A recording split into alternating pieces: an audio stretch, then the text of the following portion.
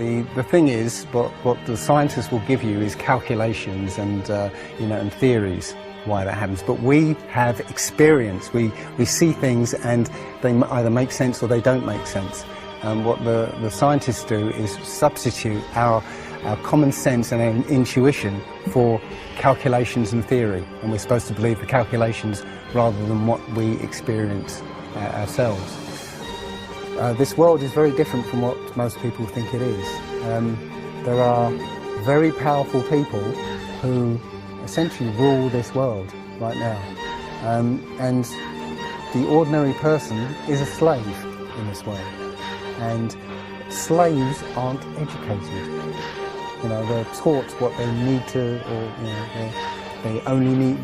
they need to know. That's it. They're not taught truth. They're taught what they need to know, and so you're taught enough so that you can, do the paperwork and operate the machinery, but you're not meant to know what's really going on, because that's the power they have over us. They know what's going on, how this world works. We don't, so they can control us. One of the things about slavery is the slaves weren't freed. They were never freed. When the 14th Amendment or 13th Amendment, I can't remember which one, actually made everybody a slave. If you're a citizen of a country, you're a slave. That's what a citizen is. So they literally extended the slavery to everybody and made it an open prison. And that's where everybody in the world lives now. We're slaves to very powerful masters. We don't see bars. No. Yeah? The bars are the borders of the country. Mm-hmm. Right? You have to use a pass to get out, and they'll let you out if you show them your pass. And we have, as I said, we have natural rights to travel anywhere on this earth. We were born on this earth. We have the right to travel anywhere. But our masters have kept us in small, open prisons that you need to get permission to move around.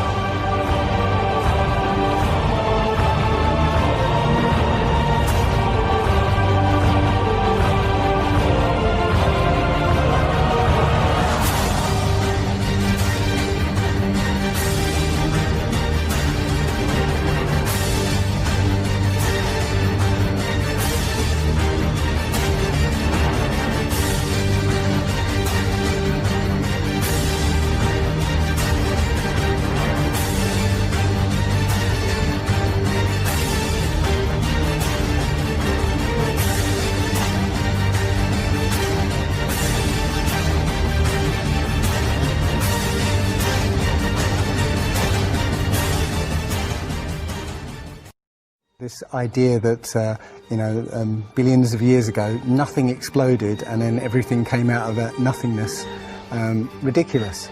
But they try to make you believe that, the idea that a supreme being, a creator, created this is ridiculous compared to that idea. I mean, if you look at it objectively, I would lean towards a creator because there's so much that points to the fingerprint of a creator. But it's no less ridiculous than nothing exploding and becoming something. In my opinion, the Big Bang theory and the theory of evolution and the ball Earth theory are all interlinked, and they're all there to make us feel as though we're insignificant. We're small, tiny, miniature, unimportant pieces of slime crawling around on a speck of dust in an infinite universe.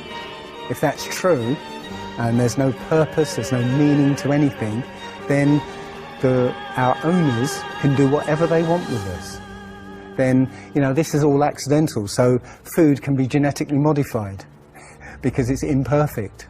We can be modified because we're imperfect. If we realise that this is the universe, and complete universe. Yes, this system is is everything. Everything that NASA has put out is CGI, is fake. Okay, you know, people say, I think you mentioned it, you know, if you look out into the universe, you see that the moon is round, you know, spherical, and the planets are spherical, and so why are we flat? Well, how do you know that the planets and the stars are spherical? You know, all you get is, if you look for a telescope, you see a flat disk. If you think you see a spherical shape there, well, it needs two eyes to resolve 3D. If you're looking for a telescope, you can't see anything in 3D. It's going to be flat anyway. So all you see is a flat blob of light. It's only NASA that's given you these beautiful pictures of so-called planets and stars. Yeah. So it's a fallacy to say, well, everything else out there is spherical, so we must be. You know, how this is special. You know, so why? It's like saying a basketball is round, so why isn't the court round? You know, it's a fallacy.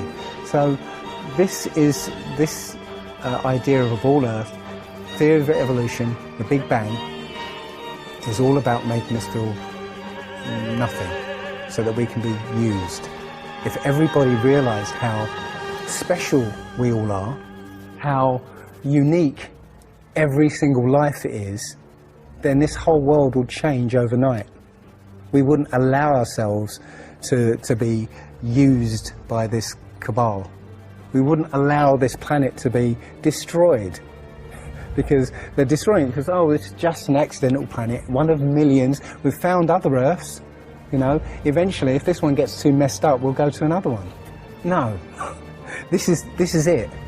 So if we all realise that, then we wouldn't allow all these things that are going on. It's all about control.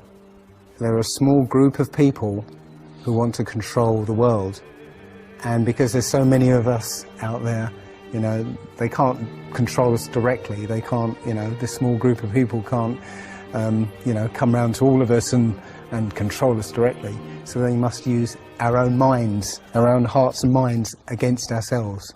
And this is what they've done. They've educated us into this world, into this globe spinning, you know, heliocentric Big Bang evolution world, which makes us